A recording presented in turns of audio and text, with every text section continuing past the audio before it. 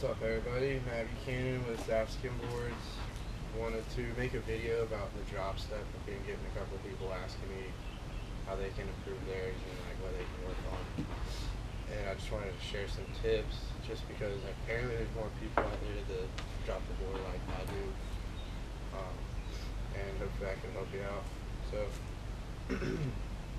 basically, with my certain drop step, I'm goofy footed, so, and I'm also right-handed. So goofy footed and right-handed, you drop the board on the right side of your body, but you have to swing your front foot around, which makes it a little different. You see most people dropping it on the right side of their body if they're regular footed. So really, goofy footed should be dropping left-handed on the left side, so they can put their back foot on first. But for my certain situation, and apparently other people's, you need to swing your front foot around. So basically, kind of like a three-step process. And this is probably one of the harder drop steps to learn how to do, just because you're actually swinging your hips around and you're putting your front foot on first, which there's disadvantages and advantages to that. So like kind of the three-step process is your left foot is kind of your plant foot. So you're going to want to get the full speed of running. You're stepping on your right foot. That's when you start to bring the board out. Then your left foot is going to be your plant foot. That's when you're dropping the board at the same time as you're planting that left foot. So it's kind of simultaneous. Doing plant foot, then drop the board at the same time. And then you're stepping off that plant foot and you're swinging your hips and shoulders around, and you're going to eye down on the board where you want your front foot to be, and you're going to stomp it there. And it's got to be perfect pretty much, because if it's too far to the left, too far to the right, you're going to fall. But if you have it in the right spot, you're actually going to benefit from this drop, because you're going to be able to go faster, and I'll show you why. It's because the last part of this drop, you're going to actually push off with your left foot. So you're going to be able to get a little boost with that last step. So it's kind of like the fourth step of the drop. You get your plant foot on, and obviously you sprint with the board, you've done everything else. Then you're going to be able to get this last little push with your left foot, then put your back foot on. So it actually kind of benefits you in the long run if you can learn how to do it right.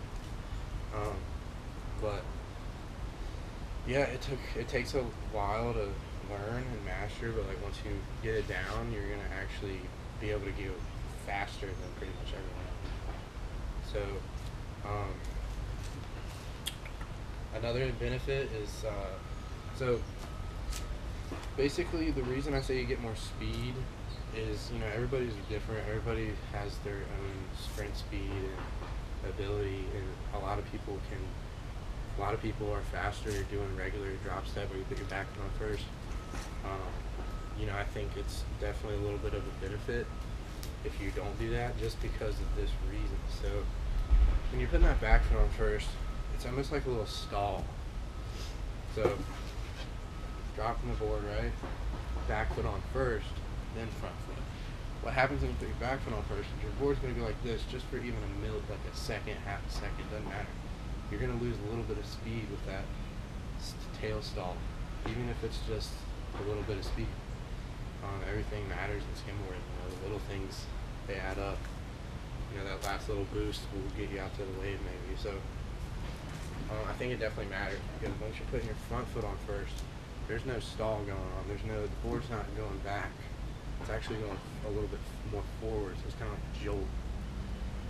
So if anything, that's going to help you get out farther. It just takes a while to master, and again, it's really about the three-step process. When you're running with the board, right foot, you're bringing the board out as your right foot hits the ground. Then you have your left foot, which is your plant foot. Then as that left foot hits the ground, you're simultaneously plant foot, drop the board at the same time.